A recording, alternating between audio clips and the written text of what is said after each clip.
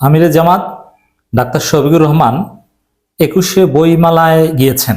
সেখানে তিনি ভিজিট করেছেন, বিভিন্ন স্টল ঘুরে দেখেছেন, অনেকে তাকে বিভিন্ন বই গিফট দিয়েছেন।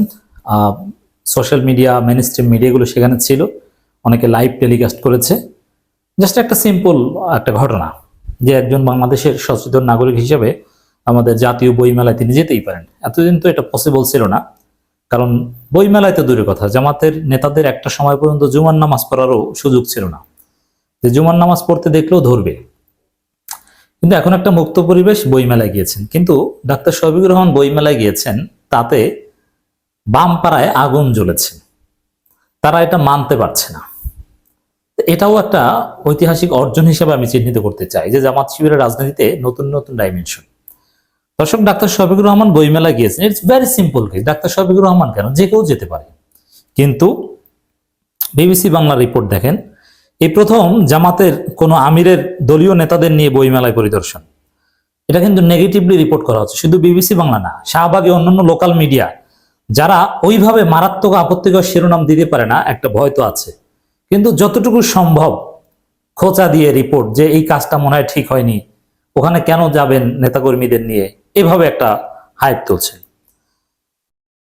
রাজনীতিকদের অনেকে বলছেন রাজনৈতিকভাবে বা দলীয় কর্মসূচি নিয়ে মহান ২১শে বইমেলা পরিদর্শনের রেওয়াজ বা নজির নেই, মানে কাজটা ঠিক হয়নি।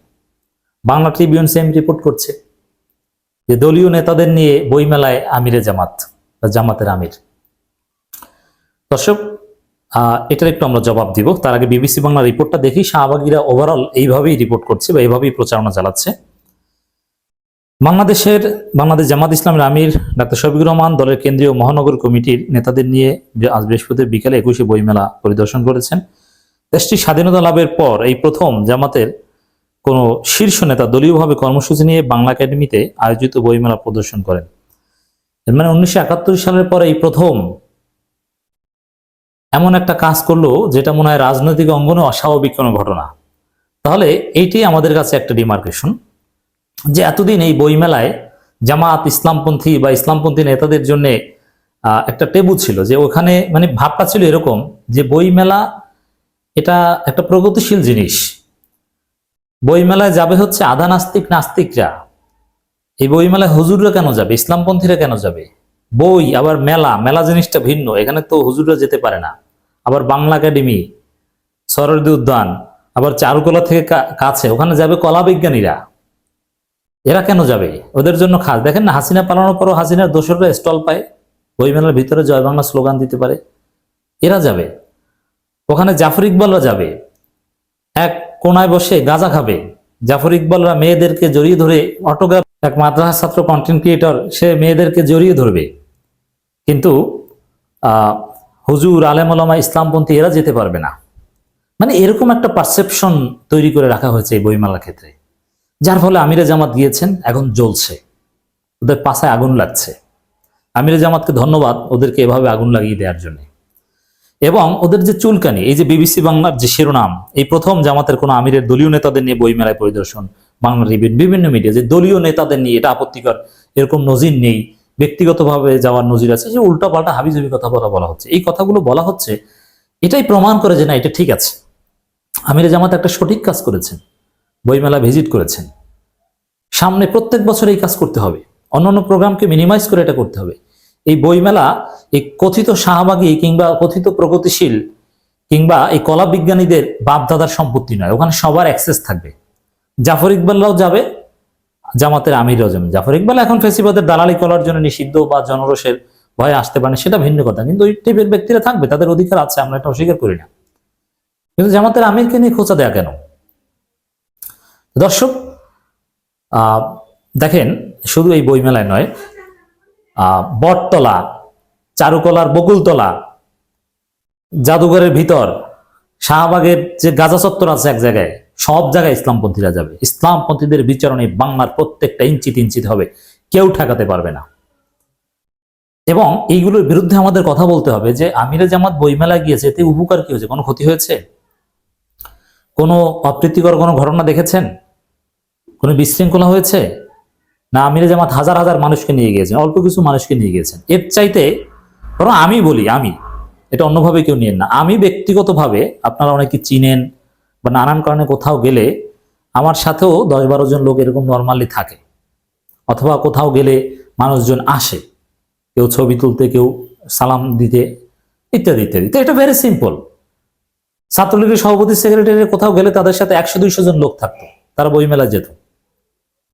আর আমিরে জামাত অল্প কিছু লোকজন নিয়ে গেছে, শিবিরের সভাপতি ছিল, ঢাকা মহানগরের আমির সেক্রেটারি, এরকম অল্প কিছু লোকজন ছিল।